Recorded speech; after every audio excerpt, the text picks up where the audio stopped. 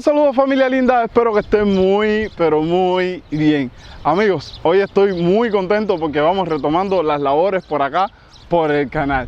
En el día de hoy quiero hablarles de algo que, aunque no se diga oficialmente, quieran aceptarlo o no, Cuba poco a poco se va dolarizando, y eso lo podemos ver en la cantidad de tiendas y centros comerciales que se están abriendo a lo largo y ancho del país, en el que solo se puede pagar con dólares, en un país en el que a los trabajadores no se les paga en dólares, y creer que algunas décadas atrás este estaba penalizado hasta con cárcel, cosa que a día de hoy, si no tienes dólares, la vida en Cuba se te hará muy difícil. Por eso en el video de hoy quiero hablarles de los procesos por los que ha pasado el dólar en Cuba, pero para ello tenemos que retroceder algunas décadas atrás, a principios del gobierno revolucionario, para poder entender de qué va todo esto. Investigando para hacer este video me encuentro que el primer canje de dinero en Cuba se realizó en 1961. Fue una medida económica drástica tomada por el gobierno revolucionario encabezado por Fidel Castro. El mismo ocurrió del 4 al 8 de agosto y tenía como propósito principal eliminar el dinero acumulado por la burguesía y sectores no afines con el proceso revolucionario o directamente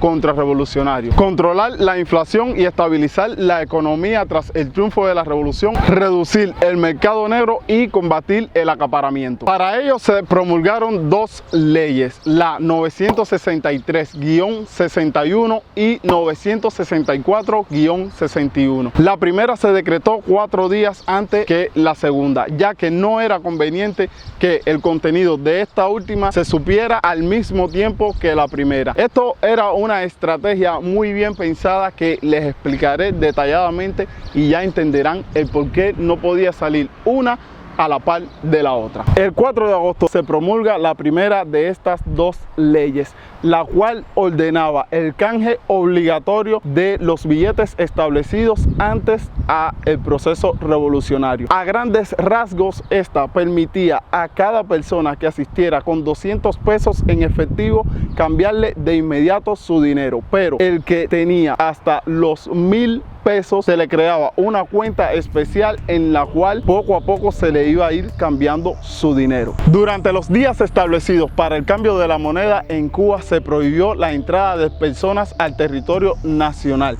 tanto en embarcaciones, aviones o buques procedentes del extranjero, o sea, se cerraron las fronteras del país. Una vez puesta en vigor la primera de estas leyes y con el canje de dinero funcionando perfectamente, las personas, entidades y negocios privados comenzaron a depositar grandes sumas de dinero en los bancos. Lo que nadie se esperaba era que 4 días después de puesta en vigor la primera ley llegara una segunda. Esta segunda ley casi dejaba sin efecto a la primera, ya que las cuentas de personas naturales que excedieran los 10.000 pesos quedaban automáticamente en una cuenta especial, la cual le permitía al titular de la cuenta retirar solo 100 pesos al mes. Y esto no era todo, ya que el exceso del depósito inicial de 10.000 pesos quedaba automáticamente con esta segunda ley sin valor canjeable, es decir, perdías tu dinero. Sé que es un poco complicado de entender, pero lo voy a explicar de la manera más fácil en la que lo puedo comprender. Es decir, entras a un banco con unas condiciones bien creadas para depositar tu dinero, y una vez que estés adentro y deposites el dinero te digan: acaban de cambiar las reglas, has perdido tu dinero. Así de fácil. Claro, todo esto era parte de la nacionalización de empresas que por aquel momento sucedía en Cuba. Por eso no era conveniente que las dos leyes se promulgaran al mismo tiempo, porque las personas buscarían la forma de canjear su dinero poco a poco y no los guardarían en las cuentas especiales que con la segunda ley a los pocos días les hacía perder su dinero. Pero como dice un dicho, quien no conoce su historia está condenado a repetirla.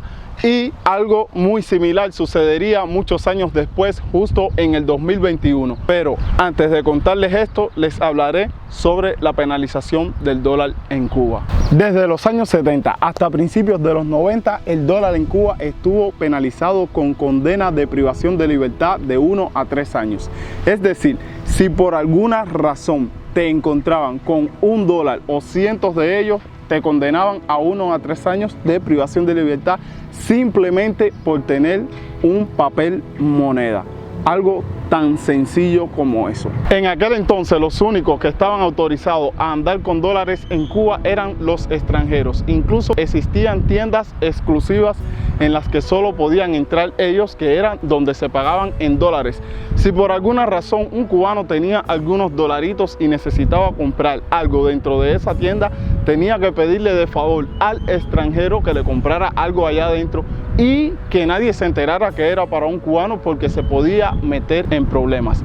Otras de las formas que se podía hacer para gastar estos dólares era, en aquella época había muchos estudiantes cubanos en la antigua Unión Soviética, se le daba el dinero en dólares. A este que estudiaba fuera de Cuba, compraba los artículos que necesitaba su familia, se lo hacía llegar de alguna u otra manera. Podía ser motos, lavadoras, refrigeradores o cualquier otro artículo. Así era una de las formas en la que se podían gastar esos dólares que tanta falta hacen hoy en día por acá. Como les decía antes, quien no conoce su historia está condenado a repetirla, haciendo un paralelismo en la historia con lo ocurrido en 1961 y 2021. Resulta que con el reordenamiento económico que supuestamente iba a ser la unificación de la moneda, se inventaron el MLC como la sustitución del CUC, que era como el dólar cubano, que en ese momento tenía un costo de un CUC por 24 pesos cubanos. Se inventan el MLC, que esta moneda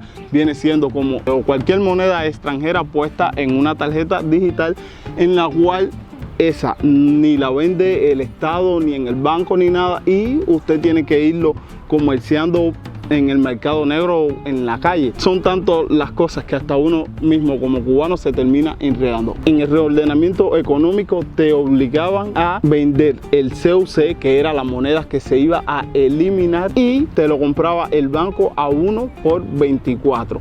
Pero con esto viene también el USD y toma su posición, es decir, tú les vendías a 1 por 24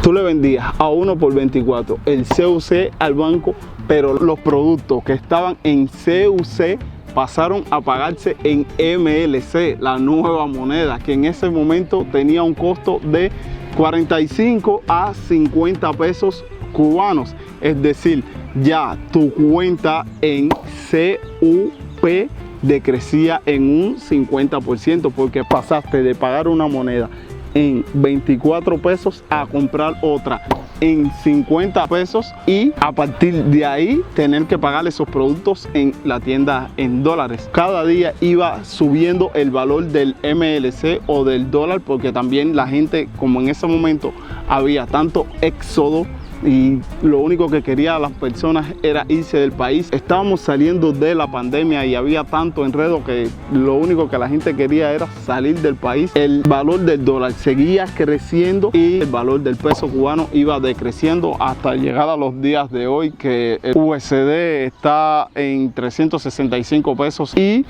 el MLC tal vez 10 o 20 pesos menos.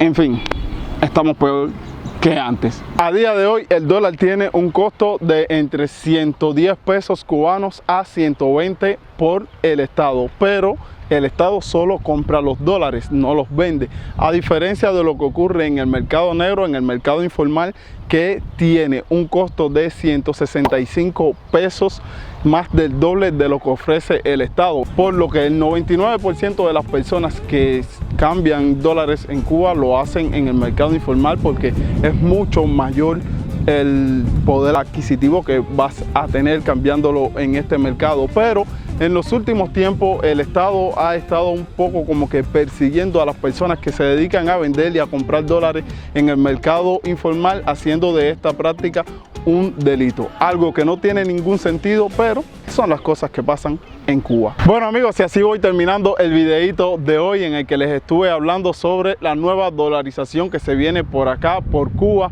Así que déjenme en comentarios qué ustedes opinan de esto y qué creen que va a suceder con la economía de Cuba a futuro. Si disfrutaste de este video tanto como yo, te pido que no olvides suscribirte, activar la campanita y dejarme un enorme like. Nos vemos en el próximo video. Un saludo.